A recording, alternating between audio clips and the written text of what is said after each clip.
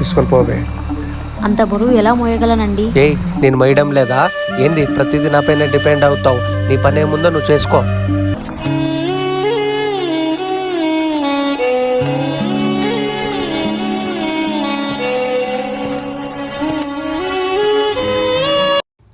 ఇవ్వండి, బాక్స్ తీసుకోండి.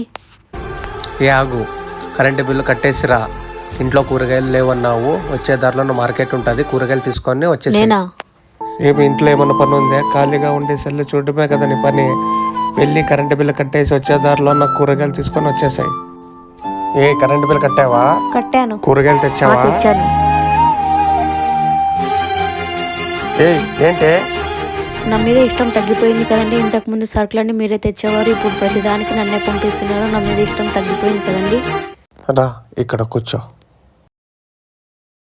మోక్ష, నన్ను అర్థం చేసుకుంది నువ్వు. ఏదైనా ఈ పనులన్నీ నీతో ఎందుకు చేపిస్తున్నానో తెలుసా? ఈ ప్రపంచం ఎలా ఉంటుందో నీకు తెలియదే. ఎప్పుడు ఎవరికి ఏం జరుగుతుందో కూడా తెలియదు. ఏదైనా కానీ నాకు జరగరాంది ఏదైనా కానీ జరిగేది. ఈ చిన్న చిన్న పనులకి నువ్వు ఎవరిపైన ఆధారపడి ఉంటావే. బయట నువ్వు మగోళ్ళకి ఏదైనా పని చెప్తే వాళ్ళు మగోళ్ళు అవుతారే. నువ్వు ఏదైనా కానీ వాళ్ళ నుంచి చిన్న సహాయం ఆశిస్తే వాళ్ళు నీ నుంచి ఏదో ఆశిస్తారు.